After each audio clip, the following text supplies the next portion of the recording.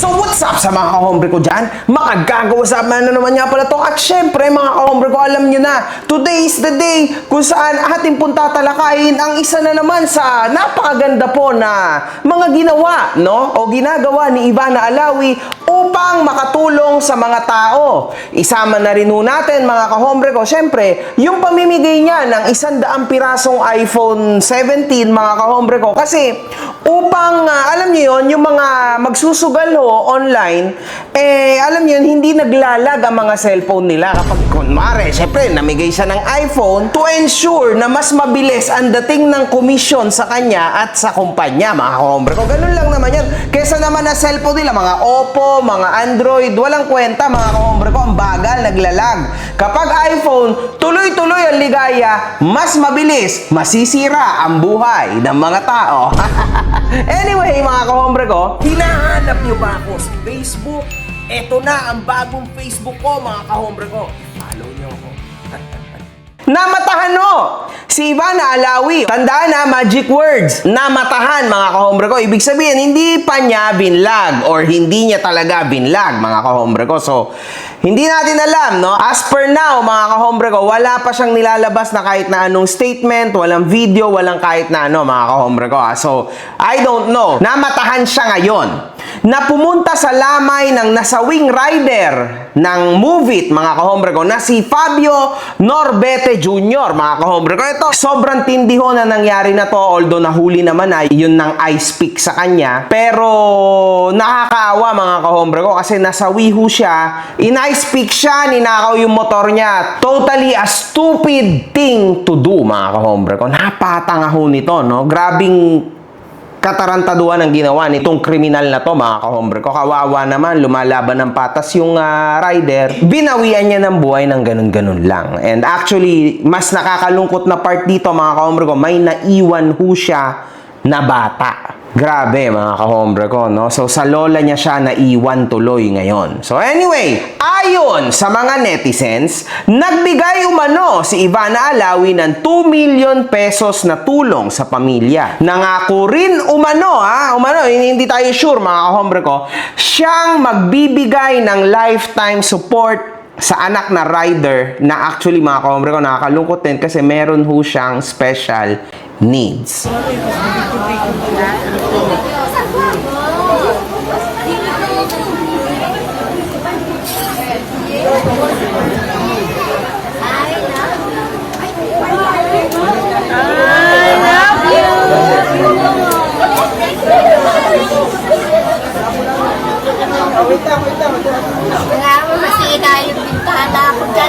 Meron bang mali dito, mga kahombre ko? Para sa akin, wala naman. Actually, it's a good act of kindness para kay Ivana Alawi, mga kahombre ko. Pero, hindi maiaalis, mga kahombre ko, sa utak ng mga netizen, sa mga utak na nag-iisip, ha? I mean, binigyan tayo ng mga utak, mga kahombre ko, tama lang naman na tayo, mag-isip-isip, di ba? Tama. Kailangan din kasi natin ng tinatawag na critical thinking sa mga bagay-bagay, mga kahombre ko. Huwag ho kayong magiging kontento lang sa kung ano ang pinapakita ng mga mata nyo sa inyo. Dapat medyo may critical thinking. Few days ago, may lumabas na malalang issue si Ivana Alawi. Hindi niya naman siguro nakakalimutan agad yan. Bumili siya, mga kahombre ko, ng 100 pirasong iPhone na kesyo ipaparaffle daw niya. Pumunta siya sa isang negosyo, bumili siya ng 100 na iPhone, mga kahombre ko. So, una sa lahat, planado na agad yan. Wala naman ho na sa loob ng isang Apple Store o kung anumang store yan na may nakaredy na 100 iPhone, mga kahombre ko, no? So, kumbaga, planado na yan, long time. So, matagal nila yung pinag-isipan, mga kahombre ko. 4.3 million pesos, hindi naman siguro ganon kadali para sa lahat yon, mga kahombre ko. Imposible ho yun. Parati nyo rin tatandaan, mga kahombre ko, although maganda naman ang ginagawa niya, di ba?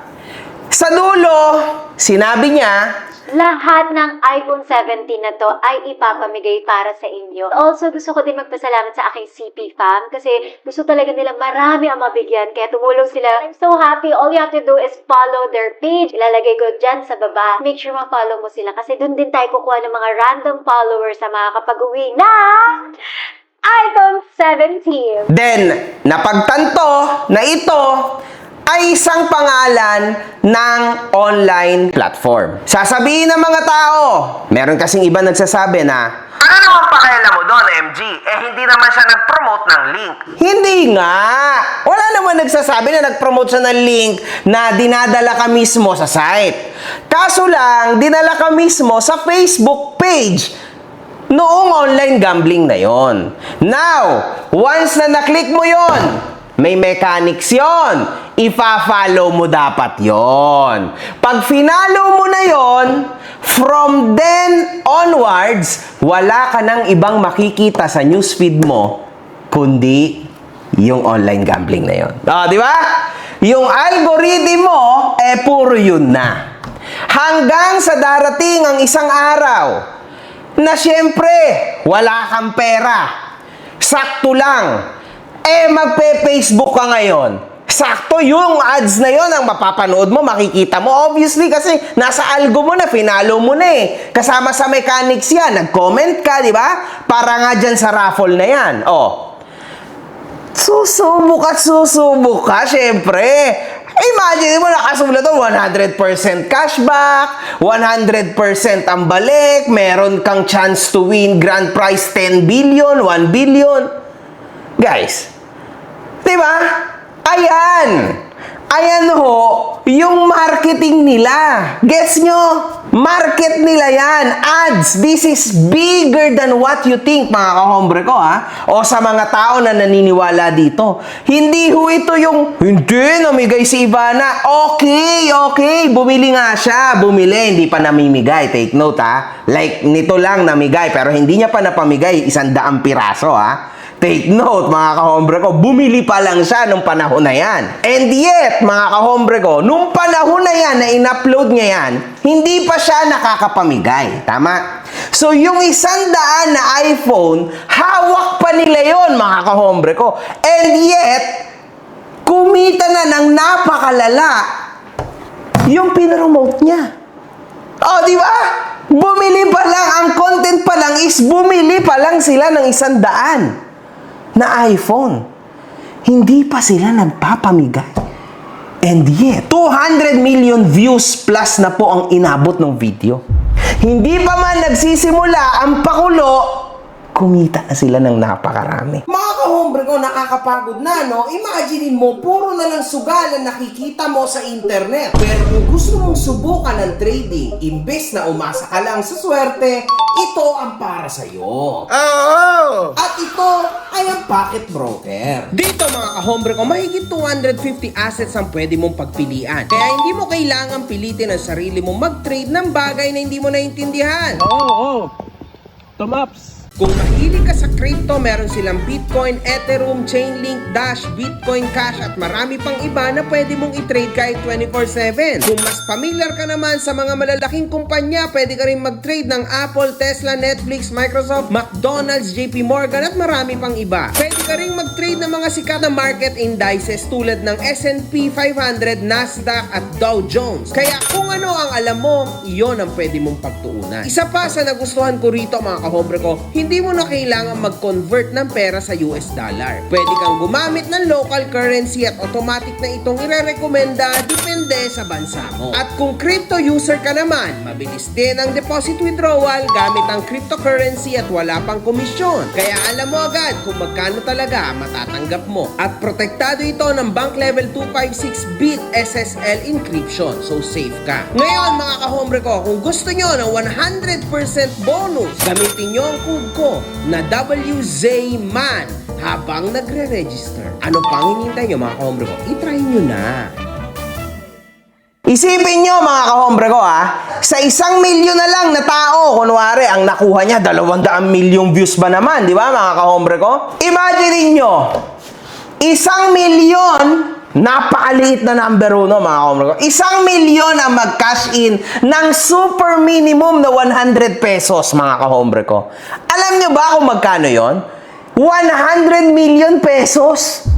Nag-cash in lang yon mga kahombre ko Hindi pa tumataya. But would you believe na ang isang tao, 100 lang ang ika-cash in? No! Kasi nga maa-addict Automatic yan. Wala namang ibang patutunguhan yan, mga kahombre ko, kundi sa addiction eh. Normal lang yun, ha? Normal lang yun sa utak ng mga Pilipino. Di ba? Isipin nyo, hindi pa man umaandar yung ads niya, hindi pa man umaandar ang lahat ng ito, mga kahombre ko, may kita na agad siya. Imagine, man. Ganyan nung katindi yun, mga kahombre ko, to tell you the truth. Then sabihin nyo, ilaban nyo ngayon na nakakatulong naman.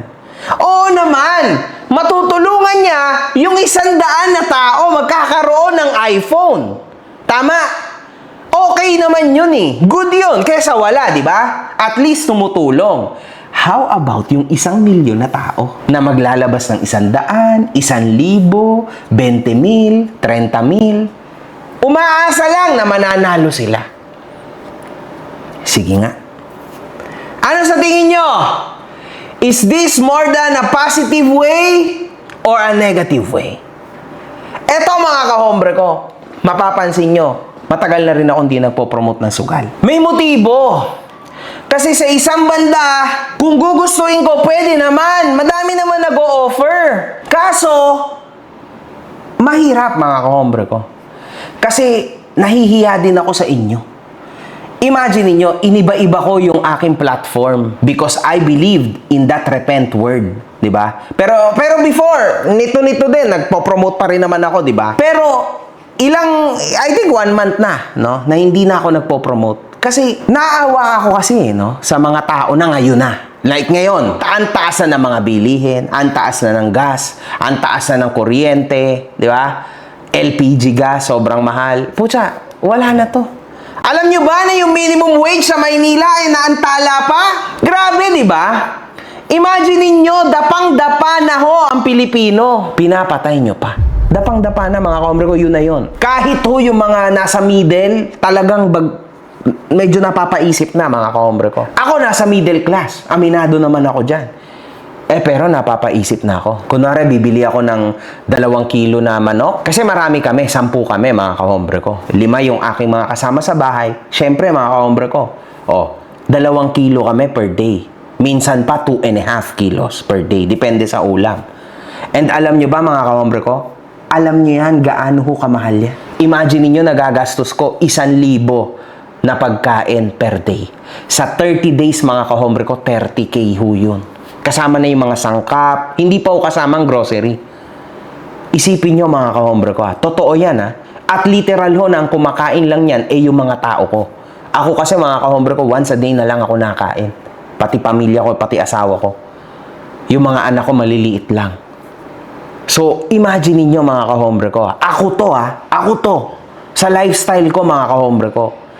That's already 30K per month. Hindi pa kasama yung tubig, hindi pa kasama yung bills, hindi pa kasama yung LPG gas nga na monthly, wifi. Mga kahombre ko, ako ito. So kaya medyo I am really starting to feel for this now.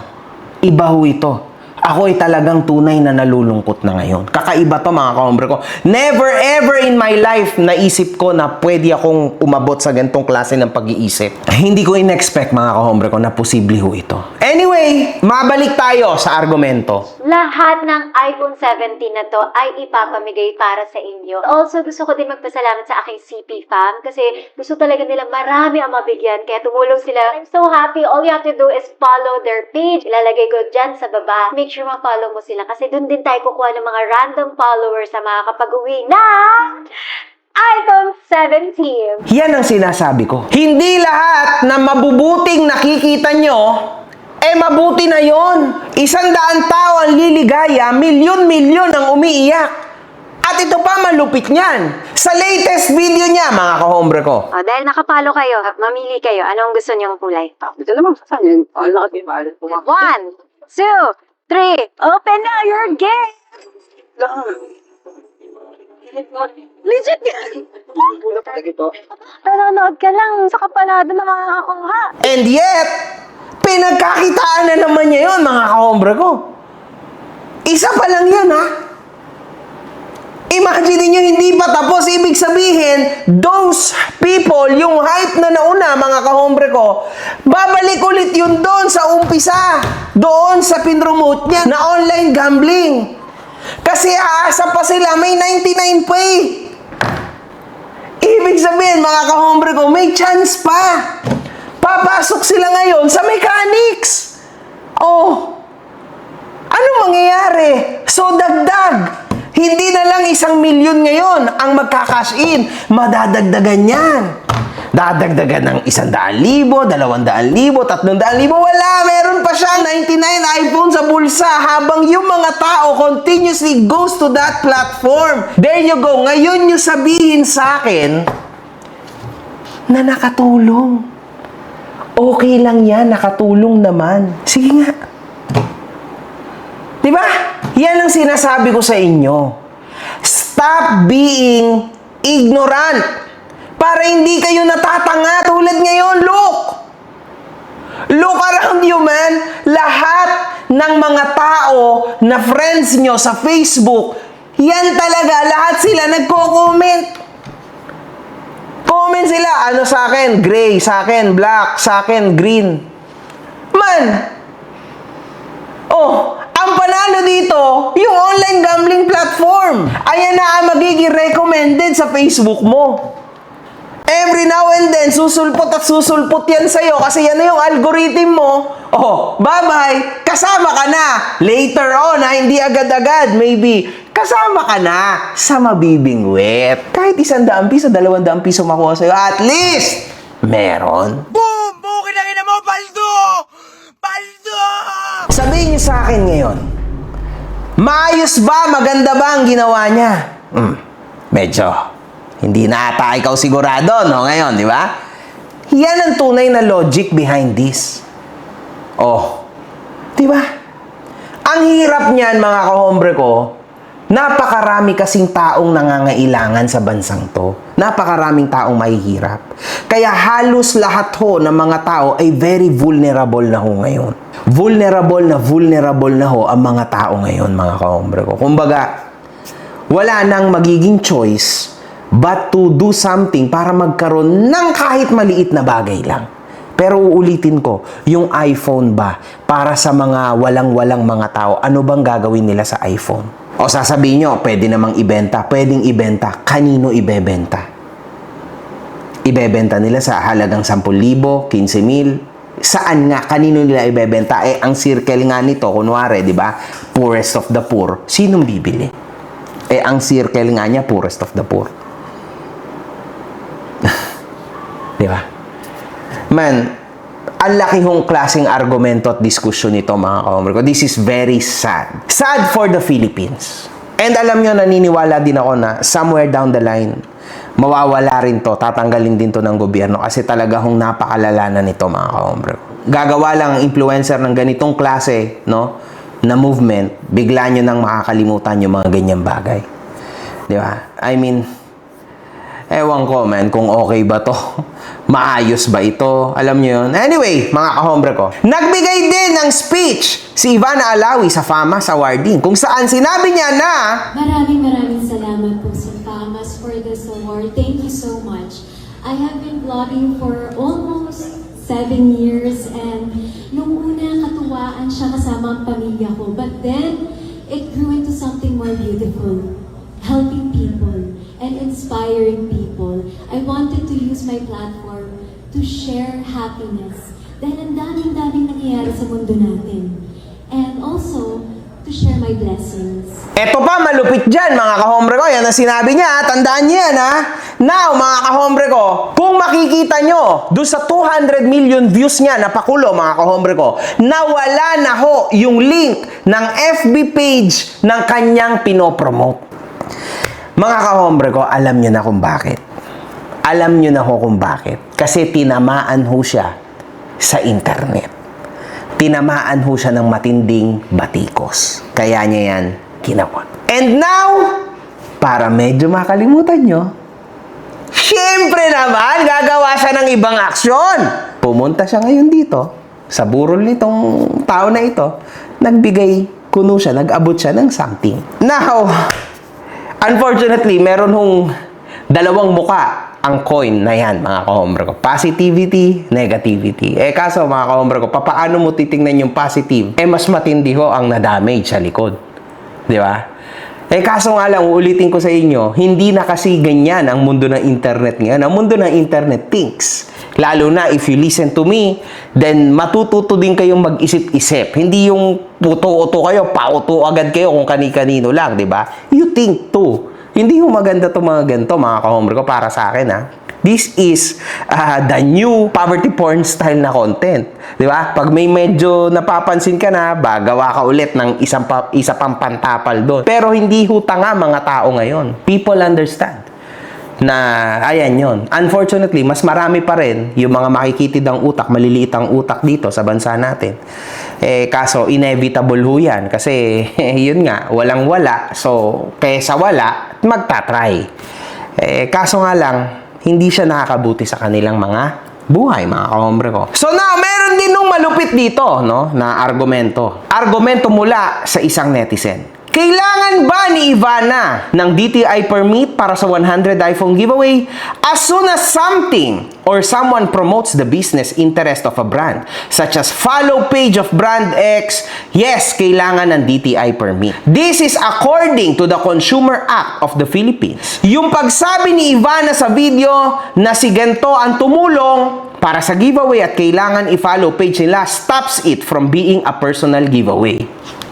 Talino. It is now commercial kasi may brand nang pinopromote. Running a promo like this without a DTI permit can lead to DTI investigation, fines, and stoppage takedown. Possible loophole? PAGCOR. Ang di malinaw sa akin is dahil casino yung brand, ang may say ba dito ay DTI or PAGCOR? Kasi kung PAGCOR yan, bakit hindi nila pigilan? Gusto nga nilang kumita nga ang casino. Yan yung problema. Kung yung regulator ay siya din ang operator. According to source, ang nagre-regulate ay PAGCOR din, hindi DTI. Electronic Gaming and Licensing Division ng PAGCOR. Grabe mga kahombre ko, malalim ho ito. Nakita nyo na, di ba? So tandaan nyo, sa tuwing kayo'y mamimigay, at tulad nitong ginawa na to ni Ivana, ito ho ay through a company na. Di ba? Through a brand. So kailangan mo talaga ng DTI permit, mga kahombre ko. So, tumitid din na to. Definitely, wala siyang DTI. Kasi wala siyang permit na nilagay sa baba. Di ba? Usually, meron yan. DTI, NCR, blah, blah, blah. May nakasulat po yan na code. Dapat. Tulad ng mga brand sa TV na napapanood nyo. For DTI, NCR, permit number, blah, blah, blah. Yun yun. Kung naalala nyo, ganyan ho yun, mga kahombre ko. In this case, wala. So, alam nyo na. Di ba? Yun lang. Hindi nila nakita yan, mga kahombre ko. Malaking butas ho yan. Anyway, mga kahombre ko, ito naman ang mga comment ng matatalino mga tao sa internet. Ma-inspire kayong magsugal. Let's go. Ang harsh yun naman kay Ma'am Ivana. Yun talagang goal niya, ang mang-inspired na may kasamang link. Oops. Masama po ang magsugal, kaya ang dapat magpasugal ka. Yun.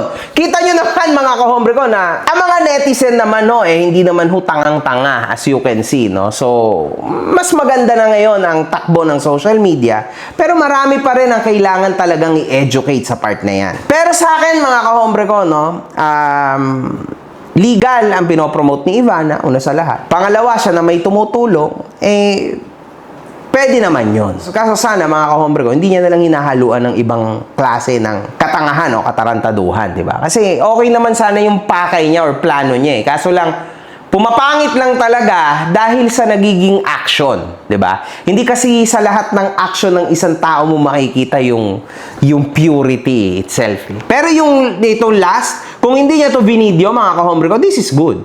Ganun dapat. Walang halong kapalit, pero may halong medyo pantapal ba? Alam mo na, syempre medyo malaki yung butas, yung loophole na nabigay nung 100 iPhone giveaway, di ba? So medyo may konti pantapal ng konti, di ba? Pero hindi ako sure kung hindi niya binidyo yun, mga kahombre ko. Mamaya niya bigla siya mag-upload, di ba? As per se, ngayon to. Pero hindi natin alam, baka bukas isa bukas mag-upload siya. Pero I don't know, sana hindi. Di ba? Para at least naman hindi siya madagdagan ng negativity. One love, good fucking vibes. One love, good fucking vibes. Yes, of course. Galingan mo pa, putang ina mo!